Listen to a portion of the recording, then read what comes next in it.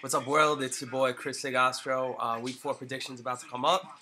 We'll start off first with some clever rouge by my boy Matt Peach, Mr. Funny Guy. Tried to dupe the league, saying that he was going to pick up Jamal Charles.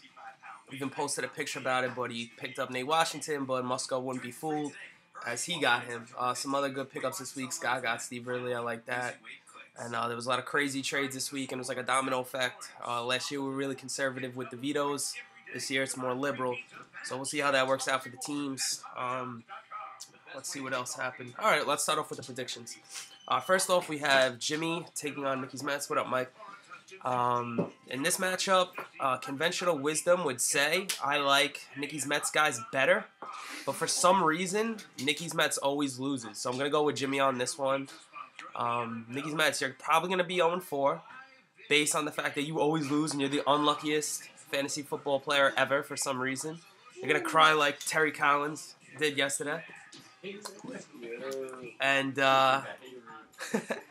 Nicky's Mets, poor kid, man. It's tough when you like the Mets and you're going to be 0-4. Poor kid. Let's see.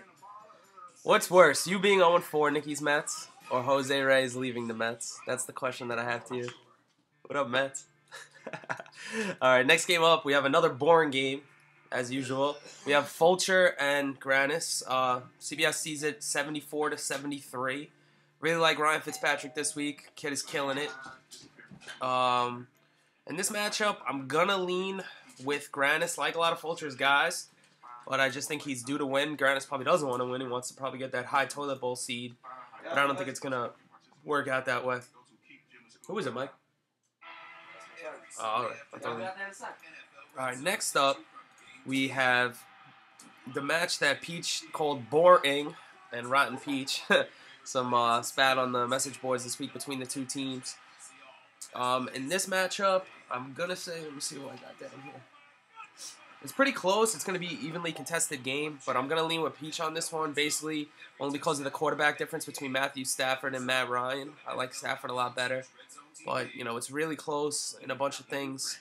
I think losing to Ahmad Bradshaw is going to hurt Bohr probably for the rest of the season. We'll see how it goes. Greg Olsen will probably do good this week against his former team, the Bears. Probably one of the reasons why he did that trade. I don't know. Next up, we have Seductive Ducks versus Scott Island, as my brother leaves. To go to the screen house, bro. He's taking on Scott Island. Like my brother a lot here. He has all the matchup advantages to me.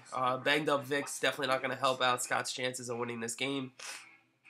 My brother has a lot of advantages everywhere. Wide receiver, running back. Only advantage that Scott might have is in the flex. And last but not least, we have my game taking on Musco. Just a bad time for Musco to be taking on my team. He's really banged up right now. I'm going to predict my team to win. CBS has me winning by 34. I don't know if it'll be that big of a win, but I do think that I'll win. I think Chris Johnson, this is the week that he finally turns it around, which will help Musco for the future. Even him losing against me, his division's still up for grabs. Don't think it'll be that bad if he does lose to me, because he has Austin coming back. Colston will come back, and he'll get some waiver wire pickups. Plus, how's Chris Johnson going to look like? And Jamal Charles teamed up for the next 5 to 6 years.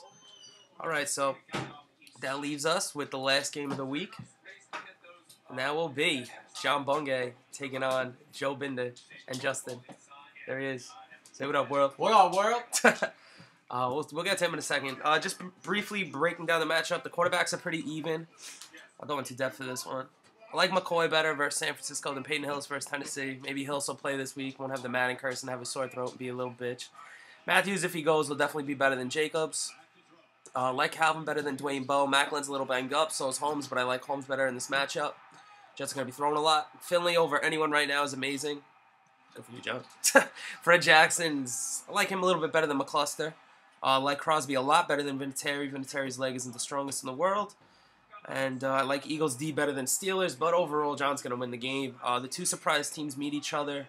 And, you know, I think that Binder's going to, and Justin's going to drop to 2-2, where Bungay will be the only 3-0, no, make it 4-0 team in the league. And let's see if he has anything to say. I'll turn the computer over to him. All my questions is that how is somebody going to predict me to go 5-0 and then try to talk shit on the message board? Musco, I really don't pay attention to anything he says ever. His team holds no weight. I don't really have not much more to say about anything except for, Binder's going down, of course. But, Peach, talk shit about my truck. Meanwhile, you got bashed in by 2 lesbians with a cinder block, bro. Just keep your dick in your pants. Enjoy the ride. Damn, so you heard it here first. Peach, you're gay, bro. Yo, John, what do you think the best pick of the draft was for yourself? Ryan Matthews. Everybody hates on him. That was an undervalued pick. That was a great pick. Who do you think is the biggest threat in your division? Out of Mets, Grannis, and Peach. I want to say Peach, but I don't want to give him that much credit. Okay. Did you expect to be in first place at this time? Not at all. I expect to be in last place. That's why I don't talk shit. What do you have to say to Musco as his empire's, crumbling before our eyes? As he's going to lose to me this week. Everything good lasts for a little while. That's it. Is it true that you're going to change your team name to the Prime Night Dumpster Babies? If I beat Matt Peach 2-0 this year, Prom Night Dumpster Babies, rubbing in his asshole. Oh, man. So any last words for Binder and Justin before we cut this off? I'm not Peach. I don't need to talk shit. It's all good. Good game, guys. You heard it first. Peace, yeah.